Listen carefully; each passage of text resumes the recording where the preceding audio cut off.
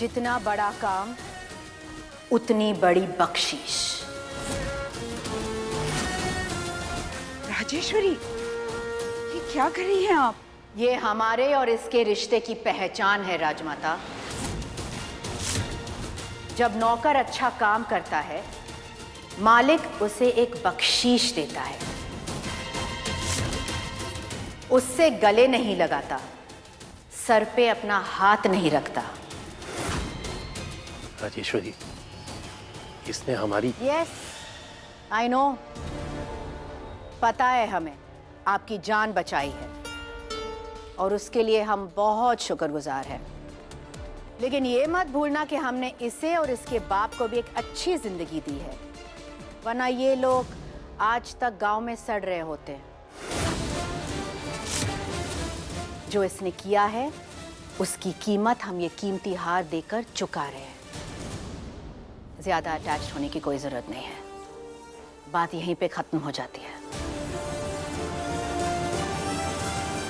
रानी साहब,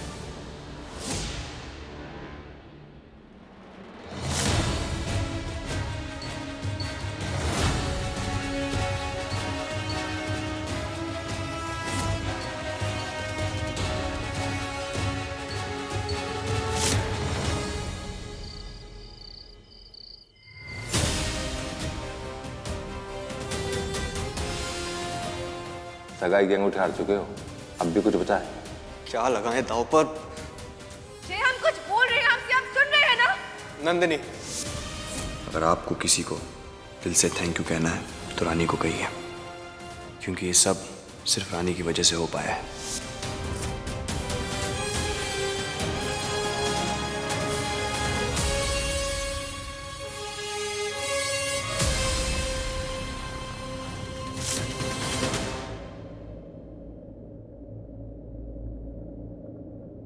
हम अंदर आ सकते हैं रानी सा?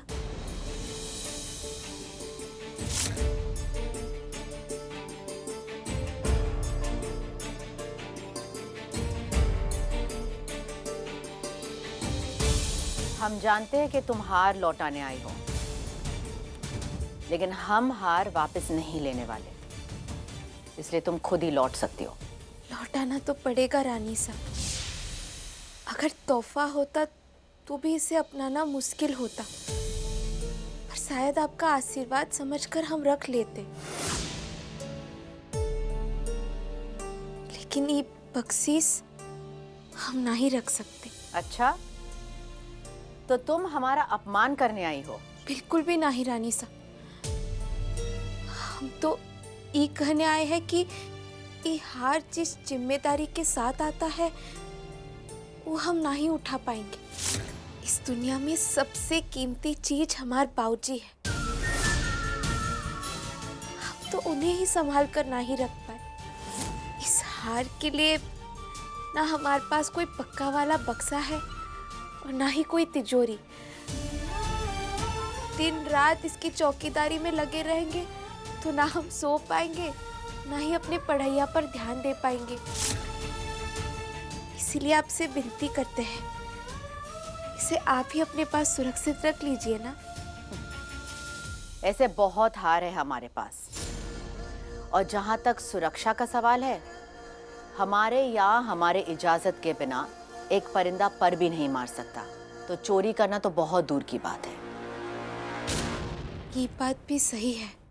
सच कहे रानी सा तो हमें ना हार से ही डर लगता है। अब देखिए ना, बिन मांगे एक हार डॉक्टर साहब ही हमारे गले में डाल दिए। उनके कारण आज आप भी तकलीफ में हैं और हम भी। हम ना ही चाहते कि फिर से ऐसा कुछ हो, इसीलिए माफ कीजिएगा, हम इसे नहीं रख सकते।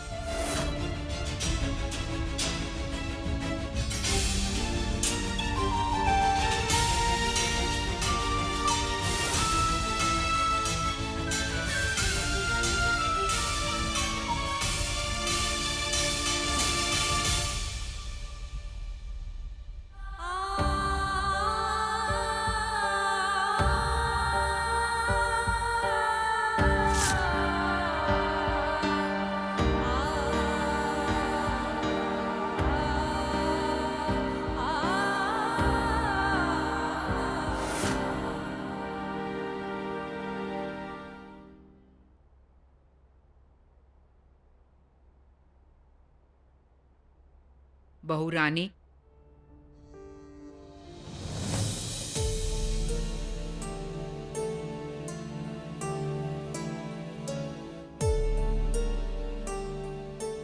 बेटा वो क्या कहती है अब हर बार? अपना टाइम भी आएगा।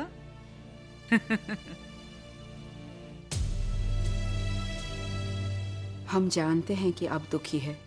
राजेश्वरी की बातों की वजह से आपको कहीं ठेस पहुंची है, लेकिन हमें समझने की कोशिश कीजिए। वो तीखा इसलिए बोलती है ताकि सामने वाले को बुरा लगे, लेकिन वो सामने वाले का बुरा कभी नहीं चाहती। उसे बस थोड़ा वक्त दीजिए और हमें यकीन है कि वो आपके साफ और सच्चे मन की कदर करने लगेगी। उनकी बातों को दिल से मत लगाइएगा। नहीं नहीं राजमाता जी, ऐसा कुछ भी ना है। हम ठीक है और बाकी सब भी ठीक ही है। कल मकर संक्रांति का त्योहार है और आपकी शादी के बाद इस घर में आपका ये पहला त्योहार है। हम चाहते हैं कि आप ये त्योहार सबके साथ बड़ी खुशी से मनाएं। जी मनाएंगे ना, वो भी एकदम भौकाल तरीके से मनाएंगे। और आप भी तैयार रहिएगा, कल का हमार कमाल देखकर तुम बहुचक्की रह जाएंगी। आप ऐसी पतंगबाजी दिखाएंगे, ऐसे पेच लड़ाएंगे कि सबके होश उड़ जाएंगे। आपको पतंग उड़ाना आता है? अरे माता रानी की कसम, सीधा कन्ने पे खींच मारते हैं हम। अच्छे अच्छों का पतंग काट देंगे, लेकिन हमार उड़ान कोई ना ही रोक पाएगा।